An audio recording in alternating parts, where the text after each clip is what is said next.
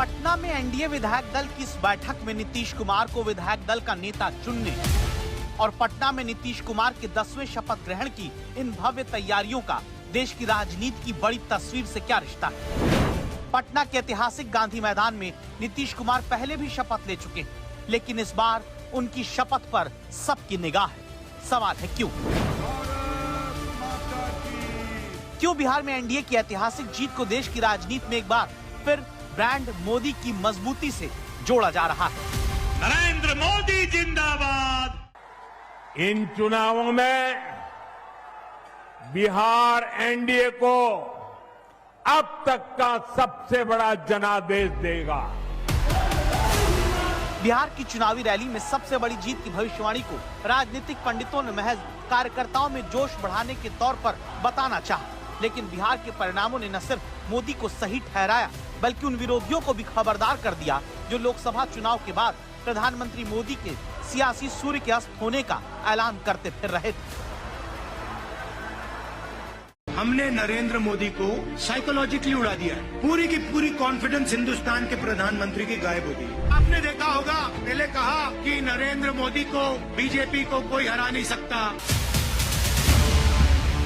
पिछले साल 4 जून को बीजेपी 240 सीट पर क्या रुकी? राहुल गांधी समेत तमाम विपक्ष के नेताओं के मन में सत्ता का लड्डू फूटने लगा। प्रधानमंत्री मोदी पर राहुल गांधी के निजी हमले बढ़ते गए। नरेंद्र मोदी जी कहते हैं, भैया मेरी डायरेक्ट लाइन है, भगवान से मैं डायरेक्ट बात करता हूँ। देश का प्रधानमंत्री जा सकता है, कह सकता है भैया मैं नॉन बायोलॉजिकल हूँ, बाकी हिंदुस्तान बायोलॉजिकल है, बाकी हिंदुस्तान बायोलॉजिकली पैदा हुए, मैं नॉन बायोलॉजिकल हूँ, मैं डायरेक्ट भगवान से बात करता हूँ। और इस चुनाव में भगवान ने नरेंद्र मोदी को डायरेक्ट मैसेज दे दिया। जो राहुल 4 जून 2024 के बाद से 14 नवंबर 2025 के बीच प्रधानमंत्री के आत्मविश्वास को खत्म बता रहे थे, एक के बाद एक कांग्रेस पार्टी की हार से उन पर मानसिक दबाव चरम पर पहुंच गया। वहीं बिहार में जीत के बाद मोदी का स्वैग लौट आया। महागठबंधन की हार का ऐलान होते ही मोदी गमछा लहराते बीजेपी मुख्यालय पहुंचे। ये प्रचंड जीत, ये अटूट विश्वास बिहार के लोगों ने बिल्कुल गर्दा उड़ा दिया है।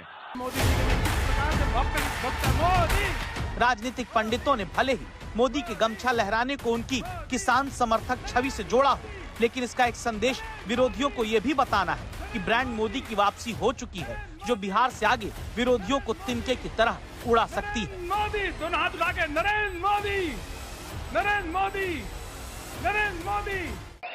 जब मैं यहाँ मंच पे आया तो मैं देख रहा था काफी किसान भाई बहन वो अपना गमछा घुमा रहे थे, तो मुझे लग रहा था कि बिहार की हवा मेरे आने से पहले पहुंच गई है।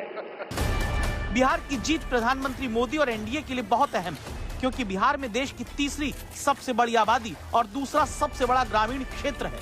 इससे बीजेपी के गांवों में कमजोर आधार और जाति केंद्रित राज्यों में क्षेत्रीय पार्टियों के आगे कमजोर पड़ने का मिथक टूटा है। ऐसे राज्य में जहां 1/3 मतदाताओं की उम्र 29 वर्ष से कम हो, वहां मोदी मैजिक के सहारे बीजेपी की जीत देश की सियासी राजनीति में उनके दबदबे को दोबारा स्थापित करती है। और इसके अलावा बिहार में भले ही बीजेपी का अपना मुख्यमंत्री न हो, लेकिन बीजेपी लगातार दूसरी बार राज्य में बड़े भाई की भूमिका में है, जिसकी जीत के लिए ध्रुवीकरण को विपक्ष चाहकर भी जिम्मेदार नहीं बता पाएगा। राहुल गांधी से लेकर कांग्रेस समेत विपक्ष की टेंशन बढ़ गई है। अब देश में कोई उनसे डरता ही नहीं है। मतलब एक तरीके से रिडिक्यूल करते हैं। जो पहले 56 इंच की छाती थी, अब नंबर तो नहीं दे सकता हूं, बट 30-32 हो गई है, राइट? तो अब पूरा जो ढांचा था, इतना बड़ा गुब्बारा था, वो इतना बड़ा हो गया। अब इससे नरेंद्र मोदी जी को साइकोलॉजिकल बहुत टेंशन होगा, बहुत प्रॉब्लम होगी। ये कहने के 3 महीने बाद अब राहुल गांधी भारी मानसिक दबाव में हैं।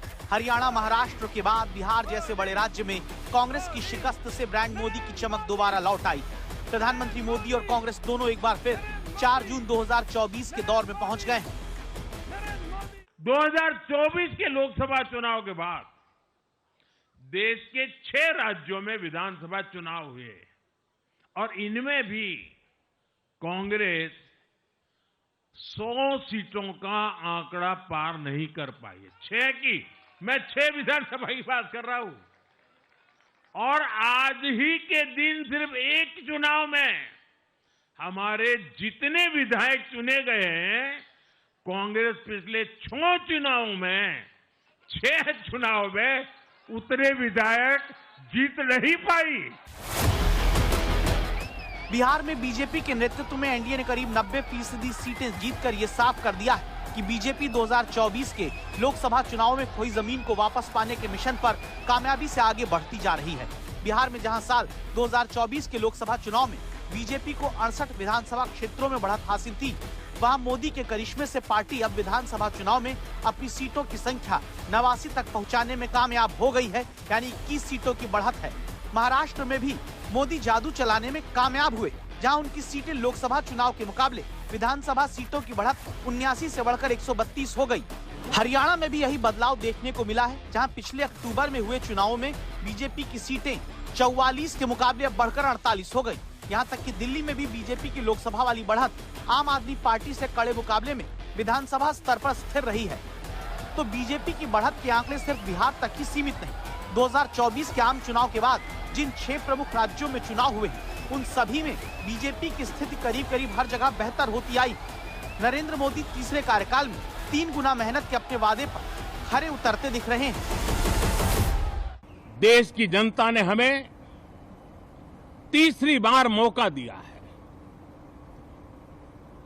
ये बहुत ही महान विजय है, बहुत ही भव्य विजय है, और तब हमारा दायित्व भी 3 गुना बढ़ जाता है।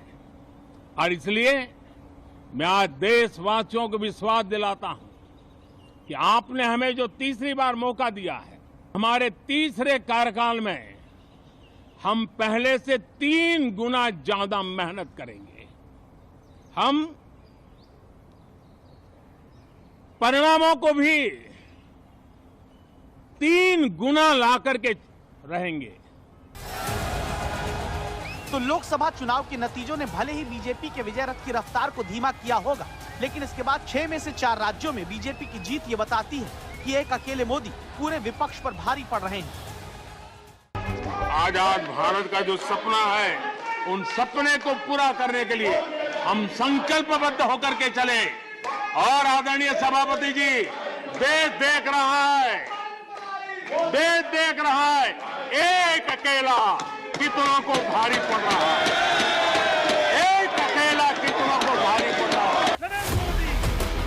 एक के बाद एक कई राज्यों में आए विधानसभा चुनाव के नतीजों ने बीजेपी को आम चुनावों के दौरान विधानसभाओं में मिली बढ़त से ज्यादा सीटें दी।